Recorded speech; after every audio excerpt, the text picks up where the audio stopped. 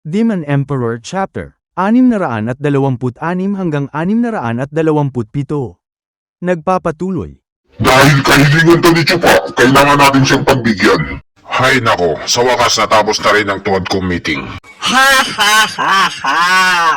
Nagbago na talaga ang panahon ngayon.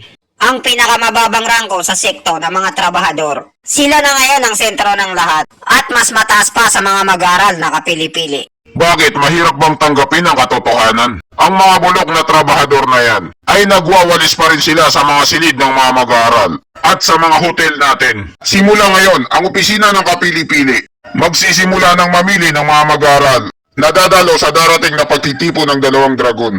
At si Chupa ang nag-iisang nangangasiwa dito. Kung ganon, totoo pala ang chismis. Pati ang 3 Venerable ay pinaubayan na to sa kanya.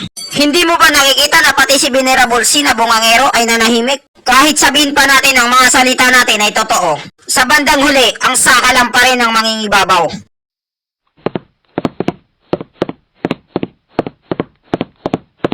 Venerable C, nagising ka na siguro sa katotohanan sa mahabang pagkakatulog mo. Hindi ka na nakikipagtalo sa akin ngayon. Ha ha ha! Pinuno ng sekto, kailanman ay hindi ako nakipagtalo sa iyo. Kaya na ako nakikipagtalo ay dahil sa kapakanan ng sekto. Kung nagkaroon man tayo ng hindi pagkakaunawaan, patawarin mo ako. Si Chupa ay napakagaling at mahusay. Malaki ang pag-asa natin sa darating na pagtitipon ng 2 dragon. Wala akong mahanap na paraan para i-trust talk siya. Umaasa ako na makakagawa siya ng malaking tagumpay para sa sekto. Ito ng pagkakataon ko para asarin siya. Kung wala ka nang sasabihin sa akin, alis na ako dahil marami pa akong gagawin. Ito na, sasabihin ko na sa kanya ang nilalaman ng aking utak. Ha ha ha ha! Pinuno ng sekto, may tama ka sa isang bagay.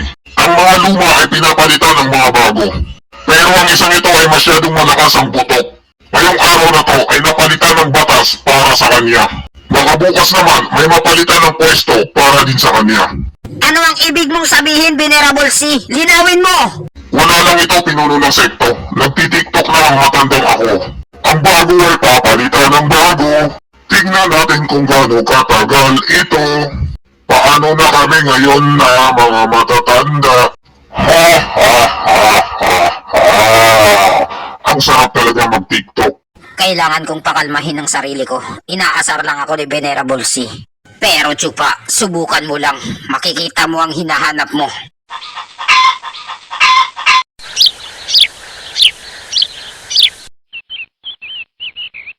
Nakakatakot siya. Ang daming lumalabas na aura sa katawan niya. Tang-ina, ang tagal ko nang nag-aantay rito. Napapagod na ako sa kakatayo. 7 araw na. Bakit nakatayo pa rin siya dyan? Gusto niya bang maging rebulto? Bakit mo siya pinapakialaman? Gusto mo bang mamatay? Sige ikaw, kung gusto mong mamatay, pumunta ka. Matandang ewan, batang taga! Kailangan ko munang huminahon at maghunas tili. Matandang ewan, sa wakas nakabalik ka na. Sir, amo, negrong guiho! Anong kailangan mo sa akin? Isa lamang siyang ordinaryong matanda, kahit saan mo tignan. Wala siyang pinagkaiba sa ibang matanda. Pero si Chupa, nagpakumbaba siya, kaya kailangan ko ring magpakumbaba. Matandang ewan, ipinadala ko rito ni Stewardess Chupa. Pakiusap, turuan niyo ako paano magmahal gamit ang puso. Pakiusap, gusto ko ring umibig. Hindi na masama. Napagtagumpayan mo ang pagiging mayabang mo sa pakikipag-usap sa matandang ako. Ang ganitong aktingan lang ay nangangahulugan lang na malayo ang mararating mo sa buhay. Dahil sa pagsama mo kay Chupa ng matagalan, nakukuha mo na ang kanyang ugali. Paanong nangyari na bigla na lang nag-iba ang kanyang pag-uugali? Ang kanyang mga mata ay napakalalim. Pakiramdam ko, nalulunod ako sa isang malalim na kanal.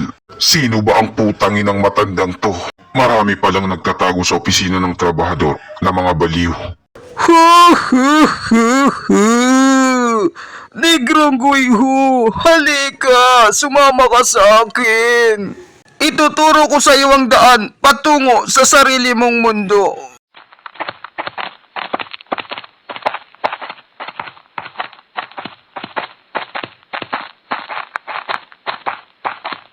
pwede na siguro dito. Negrong Guiho, papaano mo papatayin ang mga langgam na yan? Madali lang yan, tanda. Apakan ko lang sila. Tama ka. Ang mga maliliit na langgam na to ay kayang-kaya mong patayin. Gamit lang ang apak. Kaya sige, subukan mo. Ano ito? Bakit hindi sila naubos? Nakita mo na may mga nakaligtas sa kanila. Yan ang kalagayan mo ngayon. Mayroon kang kapangyarihan, pero hindi mo alam paano ito gamitin. Nakakalaban ka na rin ng mga Radiant Stage para itong mga pagsubok sa'yo. At nakapasok ka sa loob ng sekto. Pero hindi nangangahulugan yon na malakas ka na. Dahil wala kang naging kasabayan na totoong eksperto. Makikita mo sila sa pagtitipon ng 2 dragon. Ang mga tao doon ay puro matitibay ang puso. Lalong-lalo na yung mga nasa bandang gitna at itaas na sekto.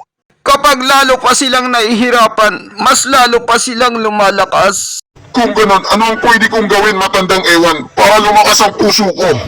Babalik ulit tayo sa tanong ko. Paano mo papatayin ang mga langgam na yan? Tingnan mong mabuti, kukuha ako ng isa. Ang sipa mo ay walang lakas.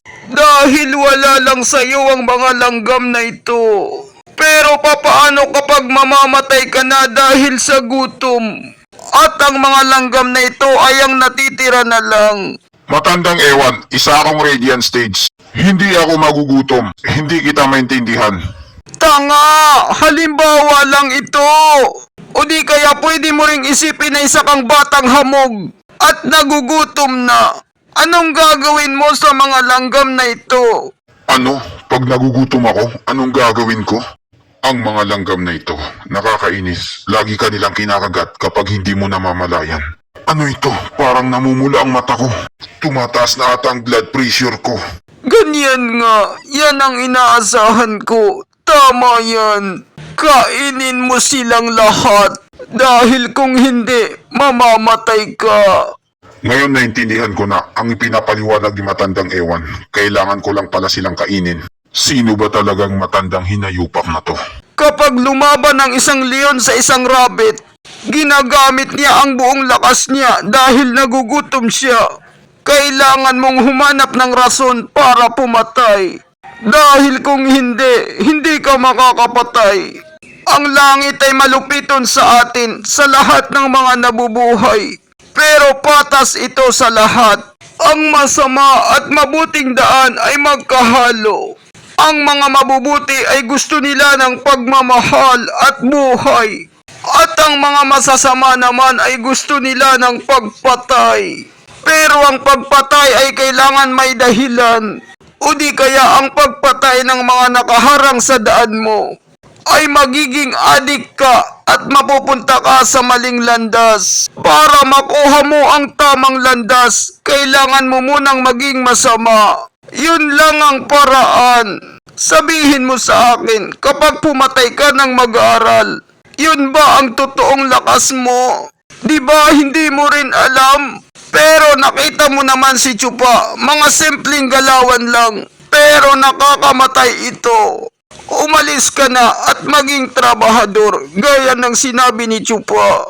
Makakatulong ito sa paglaki ng puso mo.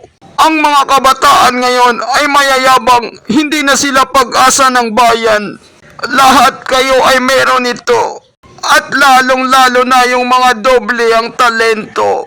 Pero ang daan na tatahakin nyo ay mahirap. Pataas, pababa, paikot-ikot. At minsan, kailangan nyo ring magpigil, huwag padalos-dalos. Kapag natutunan mo na ito, katulad ni Chupa, malaki ang may tutulong nito sa hinaharap mo. Sa wakas, umalis na rin si Negrong Guiho. Oh, mukhang may bisita ata ako. Ha ha ha! Matandang ewan, napakaganda talaga ng mga salita mo. Totoong totoo na parang nasa bahay lang.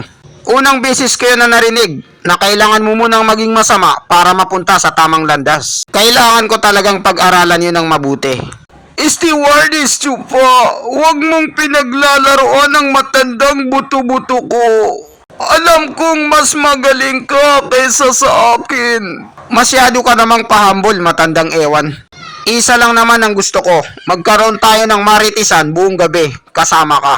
Gaya ng ginawa ni Negrong Guiho. Naghintay siya ng 7 araw, kaya maghihintay rin ako. Pero nagkataon lang na mauwi lang sa wala ang paghihintay mo. Mas magandang bumalik ka na muna. Ano bang ibig sabihin ng tinutukoy mo, matandang ewan? Ako dapat ang magtanong, kailan mo pa naging kaaway ang Demon Soul Secto? Nasa pintuan sila ngayon at itinatanong kanila sa amin. Ang ikatlong batang master ba na si Han ang pumunta rito? Oo, kasama siya, pero mayroon pang isa. Ang kanyang kuya, ang ikalawang batang master. Ang ikalawang batang master na si Han ay nandito para hamunin ng mga kapili-piling mag-aaral. Pero wala namang problema yon para sa'yo, di ba? Kung ganon, balak niya palang tirahin ang mga trabahador ko. Wala naman silang balak na manggulo sa opisina ng trabahador. Pero ang pinuno ng sekto, gusto niya ay linisin mo sila palabas. Trabaho mo daw yun. Pero kung ayaw mong pumunta, ang mga kapili-piling mag-aaral na lang. Pinipilit pala ako ni si Huyo na gumalaw. Sa mga kapili-piling mag-aaral pala sila pumunta. Bakit dinadamay niya pa ang opisina ng trabahador dito? Hindi ko nakasalanan yun. Siya ang pinuno ng sekto at nakasalalay sa kanya ang muka at reputasyon ng sekto. Pero bilang boss ng opisina ng trabahador, hindi mo na kailangan problemahin yun. Oh! Tinatawag niyo ba itong mga kapili-pili? Demon Semeng Sekto? Hindi na sila makatayo sa isang suntok lang. Ikatlong kapatid ko, sigurado ka ba na galing siya sa Demon Semeng Sekto? Walang duda, ikalawang kapatid ko.